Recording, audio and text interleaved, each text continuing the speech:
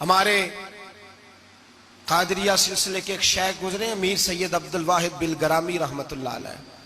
بہت بڑے درویش تھے، اعلیٰ حضرت کا پیر خانہ موریرہ شریف اور میرہرہ والے بلگرام کے مرید ہیں۔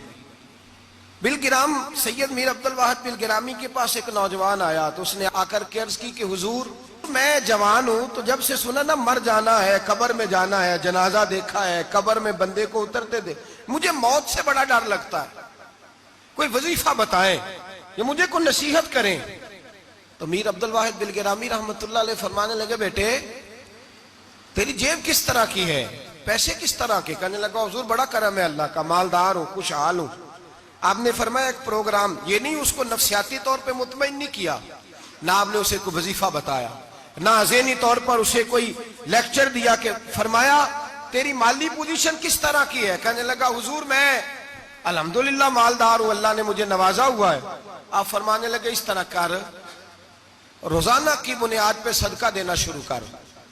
اور فرض نماز کے ساتھ ساتھ روزانہ کی بنیاد پر چند نفل پڑھنے شروع کر، صدقہ روز دے، 10 روپے دے لیکن دینے روزانہ ہے، 15 روپے دے لیکن دینے روزانہ ہے، روزانہ کی بنیاد پر صدقہ کر۔ بچہ کہتا ہے میں بھی حیران تھا کہ حضرت میں تو وظیفہ پوچھنے آیا تھا کہ موت سے ڈر لگتا ہے، انہوں نے مجھے صدقے پہ لگا دیا، نفل پہ لگا دیا، وہ تو کام میں کر رہا ہوں۔ خیر بزرگ تھے، وظیفہ پڑھنے لگا، صدقہ دینے لگا، اللہ اللہ کرنے لگا۔ فرماتے ہیں کچھ دن بیت گئے تو میر عبدالواحد بلگرامی رحمت اللہ علیہ 6-7 ماہ کے بعد دوبارہ ملاقات ہوئی تو فرمانے لگے بیٹے اب تیرا کیا حال ہے؟ تو وہ نوجوان کہنے لگا حضور اب مجھے مرنے سے ڈر نہیں لگتا، بلکہ اب تو میرا مرنے کو دل کرتا ہے۔ تو دل کرتا ہے، ڈر نہیں لگتا، اب دل کرتا ہے۔ اور حضور آپ نے میرے ساتھ کیا کیا ہے کہ میرا تو دل کرنے لگا ہے مرنے کو، خوف نکل گیا ہے، دل کرنے لگا ہے میں جاؤں۔ تو بڑا خوبصورت ارشاد فرمایا، کیا بات ہے، اللہ والوں کی باتیں اللہ کے لشکروں میں سے لشکر ہوتی۔ میر سید عبدالواحد بلگرامی رحمت اللہ علیہ فرمانے لگے بھائی جس جگہ آدمی کی پراپرٹی ہوتی ہے، جس جگہ اس کا مکان ہوتا ہے، جس جگہ اس کی جائیداد ہوتی ہے، وہاں اس کا جانے کو دل کرتا ہے۔ فرمایا اب تو نے صدقہ دے کے نفل پڑھ کے جنت میں اپنا مکان بک کرا لیا ہے، اب وہاں تیرا پلاٹ ہو گیا ہے، اب تیرا ڈر نہیں لگے گا، اب تیرا جنت میں جانے کو دل کرے گا،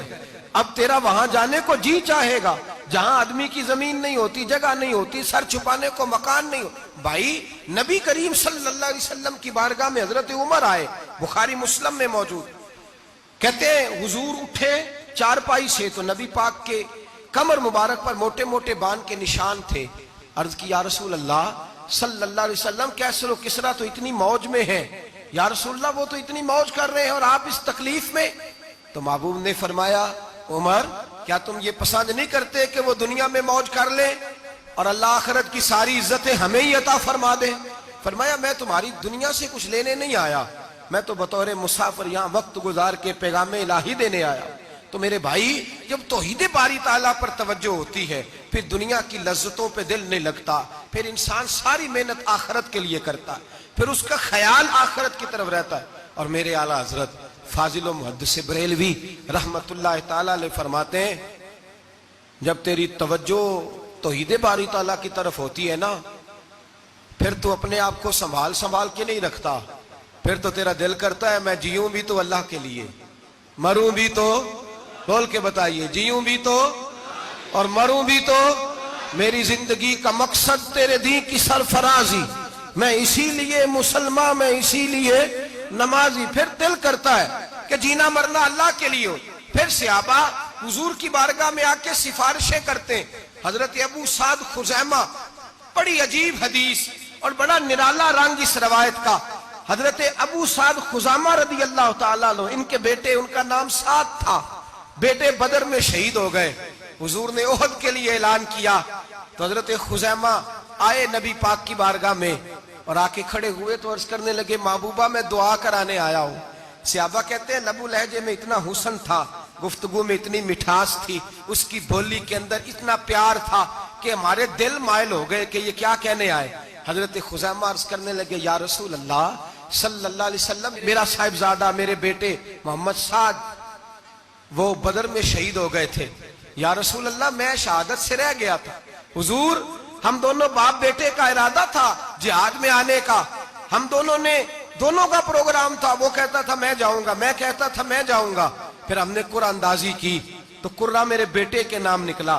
بیٹا میرا آیا بدر میں، پھر اللہ تبارک و تعالیٰ نے اسے شہادت عطا فرمائی، وہ شہید ہو گیا۔ یا رسول اللہ صلی اللہ علیہ وسلم، آپ نے کل اعلان فرمایا ہے کہ احد کے لیے جانا ہے،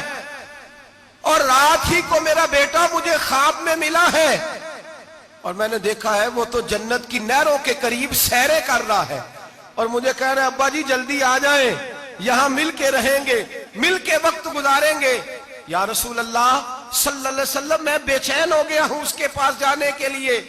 دعا فرمائے اللہ مجھے بھی شہادت عطا فرما دے، اللہ مجھے بھی شہادت دے دے۔ صحابہ کہتے ہیں اس کی عجیب، اس کا دعا کرانے کا، ہم نے تو دیکھا تھا لوگ دعا کرانے آتے ہیں کوئی مصیبت کے لیے، کوئی پریشانی کے لیے، کوئی آزمائش کے لیے، کوئی بیماری کے لیے۔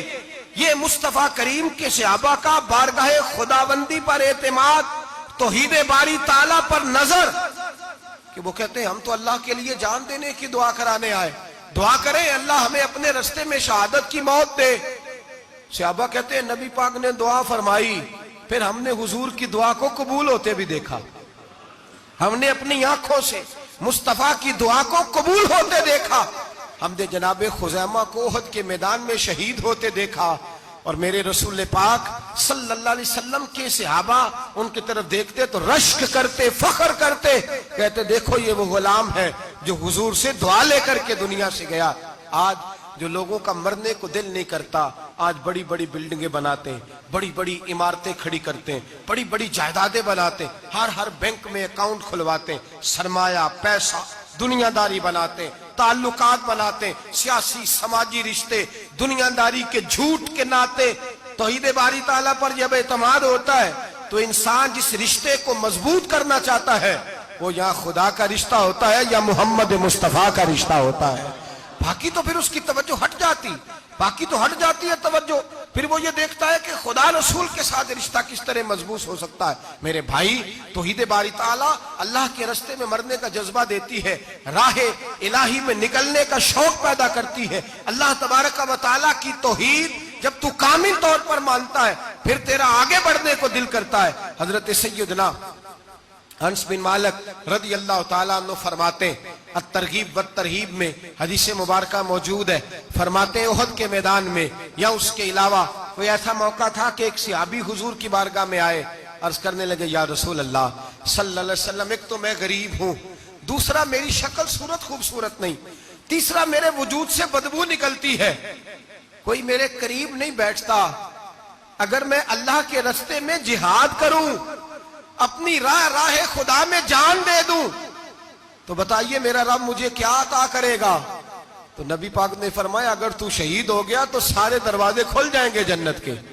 سیدھا جنت میں جائے گا۔ یقین کامل دیکھیے، احد کے میدان میں تلوار پکڑی، جہاد کیا، شہید ہو گئے، صحابہ کہتے ہیں نبی پاک اس کے سرانے آ کے کھڑے ہوئے، اور کیا خوبصورت جملے ارشاد فرمائے اللہ تبارک و تعالیٰ نے اس کی بدصورتی کو خوبصورتی میں بدل دیا ہے، اللہ نے اس کے وجود سے آنے والی بدبو کو خوشبو سے بدل دیا،